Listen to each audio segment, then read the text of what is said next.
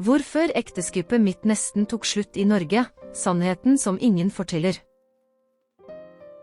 Hei, jeg heter Maria, og i dag skal jeg dele den vanskeligste historien i livet mitt med dere. En historie som nesten ødela ekteskapet mitt, nesten ødela meg, og som skjedde her, i dette landet jeg elsket så høyt. Norge. Da jeg møtte Erik for 8 år siden, på en kafé i Oslo, forestilte jeg meg aldri at denne høye mannen med øyne blå som de norske fjordene, skulle bli min ektemann. Erik var annerledes enn alle menn jeg noen gang hadde møtt. Han var snill, men reservert. Kjærlig, men på en måte jeg måtte lære å forstå. Han ropte ikke sin kjærlighet fra husstykkene som i romantiske filmer. Han viste det gjennom små gester. En kopp kaffe på sengen. En enkel melding som sa at han tenkte på meg. Et blikk som varte 3 sekunder lenger. De første årene virket alt som et eventyr. Jeg hadde flyttet til Norge på grunn av jobben min, og å møte Erik var som å vinne i Lotto 2 ganger. Vi giftet oss i en liten og intim seremoni i Bergen, med utsikt over fjordene. Foreldrene hans, Ingrid og Olav, tok imot meg med åpne armer, eller det var i hvert fall det jeg trodde på den tiden. Den norske svigermoren smilte alltid, men det var noe med det smilet jeg ikke klarte å tyde. Noe kaldt. Noe fjernt. De første 3 årene var magiske. Vi bodde i en koselig leilighet på Grünerløkka, et levende nabolag i Oslo. Erik jobbet som ingeniør i et fornybar energiselskap, og jeg hadde fått jobb innen digital markedsføring. I helgene gikk vi på fjellturer, sto på ski om vinteren, og om sommeren tilbrukte vi endeløse timer under midnattssølen. Jeg følte meg komplett. Jeg følte meg hjemme. Men så kom det 4. året, og med det mørket som ingen hadde advart meg om eksisterte. Det var i oktober at alt begynte å falle fra hverandre. Solen begynte å gjemme seg tidligere og tidligere, og med den begynte også Erik å gjemme seg. Han kom hjem fra jobb og gikk rett til sofaen. Snakket ikke. Så meg ikke i øynene. Når jeg prøvde å starte en samtale, svarte han med enstavelser. Ja. Nei. Kanskje. Jeg tenkte at det bare var tretthet fra jobben, men noe inni meg skrek at det var mer. Nettene ble lengre, mørkere, stillere. Oslo om vinteren er en annen by. Lyset forsvinner 3 om ettermiddagen, og mørket sluker alt. Gatene blir tomme. Folk stenger seg inne i husene sine. Og inne i mitt hus følte jeg meg mer alene enn noen gang. Erik sluttet å røre meg. Sluttet å kysse meg. Sluttet å se meg. Jeg var der ved siden av ham hver kveld, men det var som om jeg var usynlig. Jeg laget hans favorittretter, den tradisjonelle fårikålen, torsken med poteter, men han spiste i stillhet mens han så på mobilen. Jeg prøvde å starte samtaler om dagen vår, om planene våre, om oss, men han unngikk det. Alltid unngikk han det. En kveld i november, da snøen allerede dekket hele byen, holdt jeg ikke ut lenger. Jeg satte meg foran ham og skrudde av TV-en. Han så på meg med de blå øynene, men det var ikke liv i dem. Vi må snakke, Erik. Han sukket. Om hva? Om oss. Om hva som skjer med deg. Med oss. Det skjer ikke noe, Maria. Det skjer ikke noe. Erik, du har knapt snakket med meg på uker. Du ser knapt på meg. Jeg føler meg usynlig i dette huset. Han var stille lenge. Den typen stillhet som gjør vondt. Den typen stillhet som skjærer dypere enn noe ord. Jeg vet ikke hva du vil ha av meg, sa han til slutt. Jeg vil ha deg, Erik. Jeg vil ha mannen min tilbake. Han reiste seg og gikk til soverommet. Jeg ble sittende der alene i stuen og hørte vinden ule utenfor, mens jeg kjente varme tårer renne nedover ansiktet midt i denne frosne byen. De neste dagene prøvde jeg å snakke med Ingrid, svigermoren min. Jeg avtalte en kaffe med henne på et sted nær Aker Brygge. Hun kom punktlig som alltid, kledd i den minimalistiske norske stilen jeg beundret så mye. Grå frakk, svart skjerf, uten et eneste smykke. Hvordan har du det, Maria? Spurte hun med det høflige smilet. Jeg har det ikke bra, Ingrid. Erik er annerledes. Han snakker ikke med meg. Jeg vet ikke lenger hva jeg skal gjøre. Hun tok en slurk av kaffen og så ut av vinduet mot fjorden. Det er vinteren, sa hun enkelt. Vinteren? Ja. Vinteren er vanskelig for mange nordmenn. Mørke. Mangelen på lys. Det påvirker folk. Men dette er mer enn sesongbasert tristhet, Ingrid. Han trekker seg bort fra meg. Hun så på meg med de lyse øynene, så like Eriks. Dere fra sør er veldig følelsesledde. Veldig dramatiske. Her i Norge håndterer vi ting annerledes. Gi ham plass. Han blir bra. Plass. Det ordet ekket i hodet mitt i dagevis. Jeg ga allerede plass. Så mye plass at avstanden mellom oss føltes som et helt hav. Desember kom, og med det den norske julen. Eriks familie inviterte oss til å feire julaften i hytta deres i Hemsedal. Jeg håpet at denne turen ville koble oss sammen igjen. At borte fra rutinen, borte fra Oslo, kunne vi finne hverandre igjen. Men jeg tok feil. Hytta var vakker, selvfølgelig. Mørkt tre, knitrende peis, utsikt over fjellene dekket av snø. Men stemningen inne i hytta var kaldere enn vinteren utenfor. Erik tilbrakte hele tiden med sin yngre bror, Lars, og snakke om jobb, om ski, om alt annet enn om oss. Ingrid og Olav snakket seg imellom på norsk, noen ganger inkluderte de meg i samtalen, men mesteparten av tiden følte jeg meg som en fremmed. En inntrenger i min egen familie. På julaften, etter den tradisjonelle middagen, gikk jeg ut på verandaen. Snøen falt mykt, og stillheten fra fjellene var absolutt. Absolutt og ensom. Erik dukket opp bak meg. For et øyeblikk hoppet hjertet mitt. Kanskje dette var øyeblikket. Kanskje han endelig ville åpne hjertet sitt. Det er kaldt her ute, sa han. Jeg vet. Du burde gå inn. Erik, vær så snill. Snakk med meg. Fortell meg hva som skjer. Han var stille og så på fjellene. Noen ganger lurer jeg på om du er lykkelig her, sa han til slutt. Jeg var lykkelig. Jeg var veldig lykkelig. Men nå vet jeg ikke engang lenger. Han nikket sakte. Kanskje du burde dra tilbake til Brasil. De ordene traff meg som et slag i magen. Dra tilbake til Brasil? Gjorde han det slutt med meg? Sendte han meg bort? Er det det du vil, Erik? At jeg skal dra?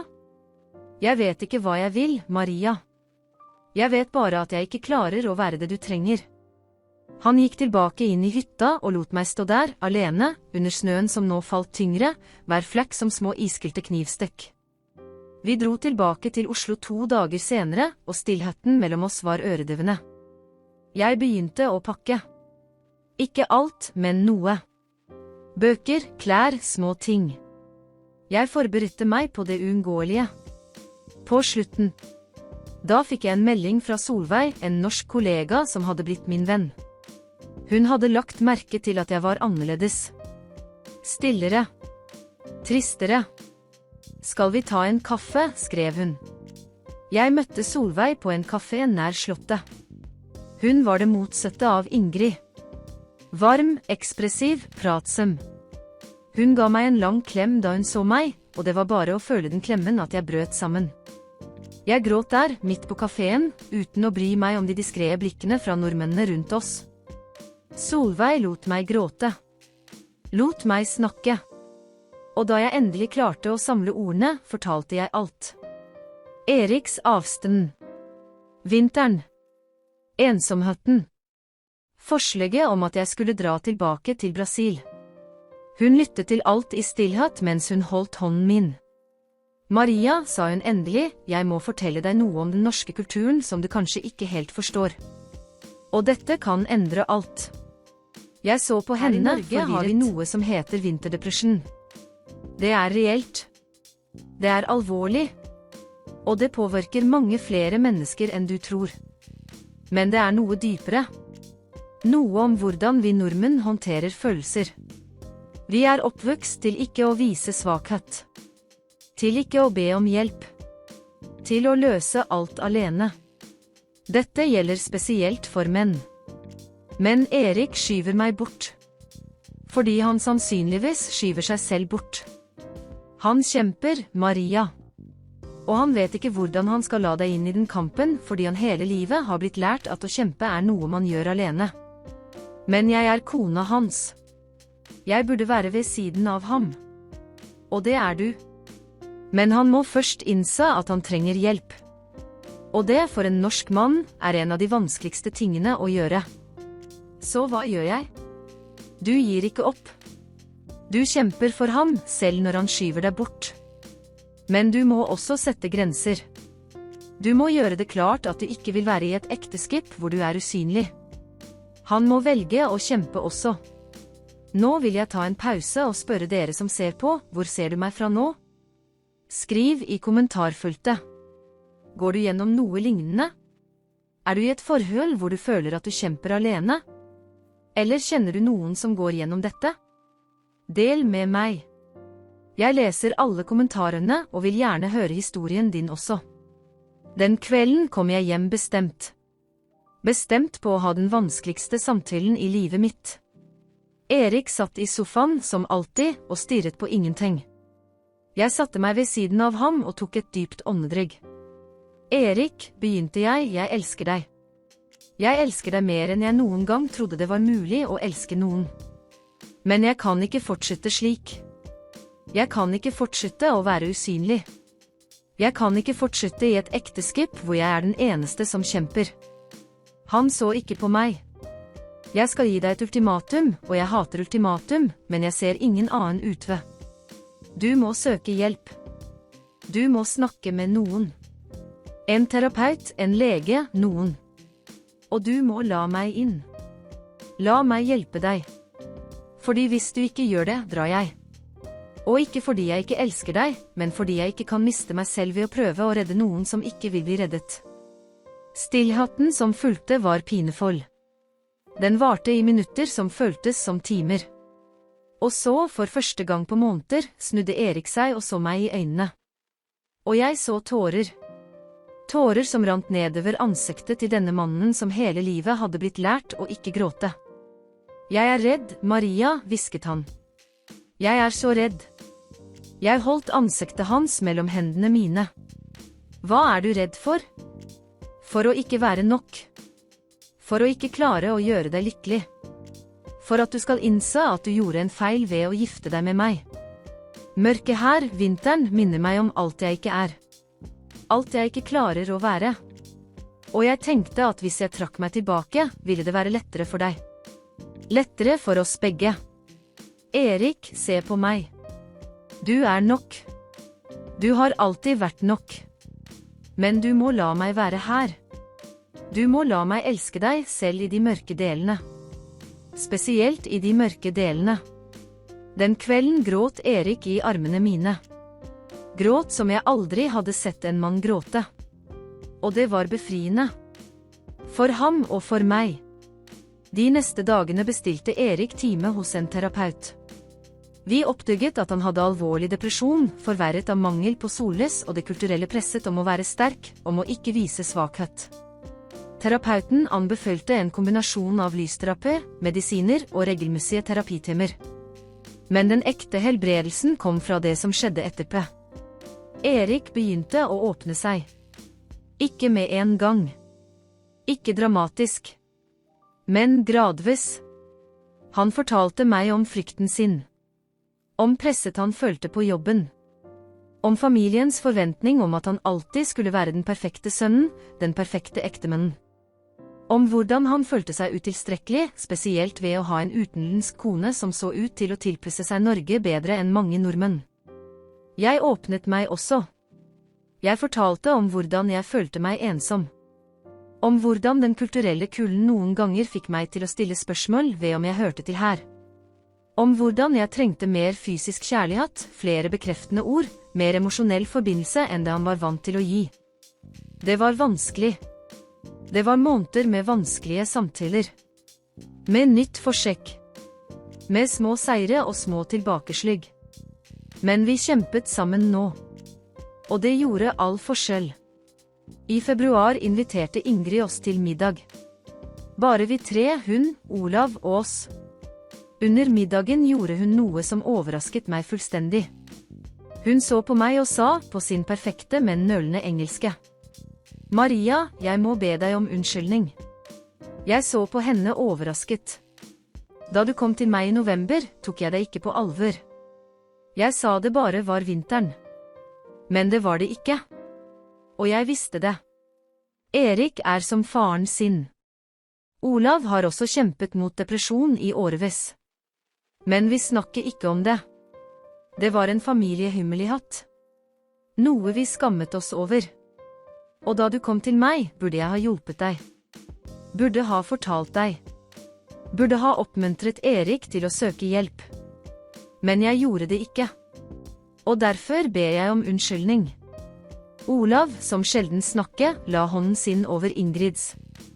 Vi ble oppdratt til ikke å snakke om disse tingene, sa han med sin dype stemme. Men dere, deres generasjon, dere endrer det. Og vi takker dere for det. Du reddet sønnen vår, Maria. Du ga ikke opp ham.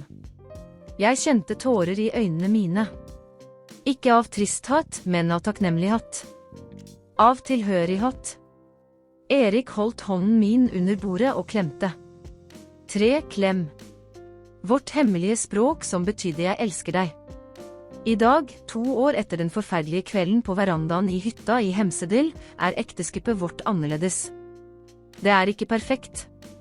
Intet ekteskap er det. Men det er ekte. Det er ærlig.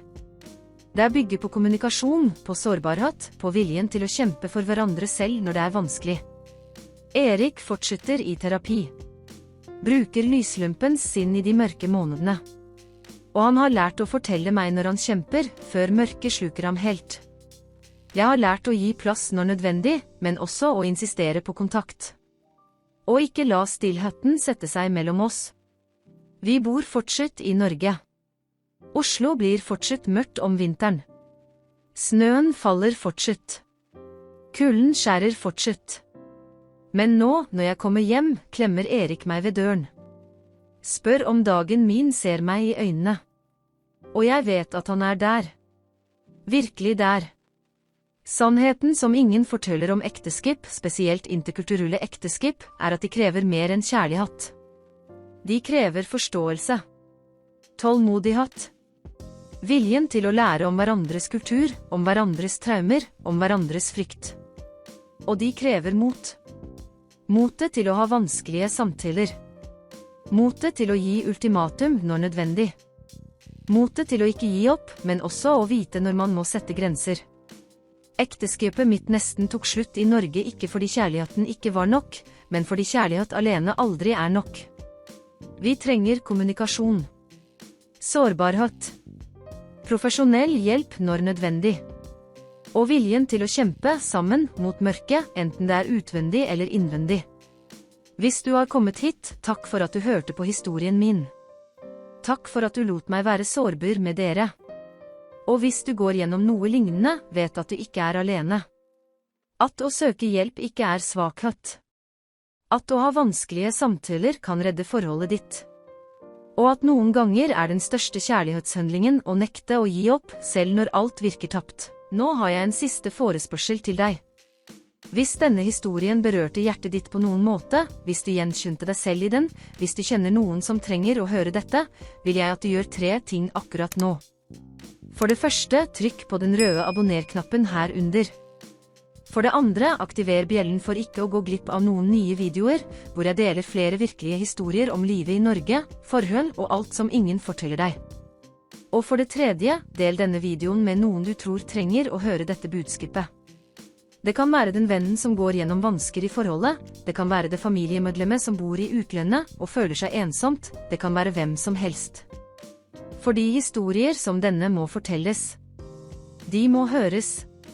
Og sammen kan vi skape et fellesskap hvor sårbarhet er styrke, hvor det å be om hjelp er mot, og hvor ingen trenger å kjempe alene i mørket. Vi sees i neste video. Og husk, du er ikke alene.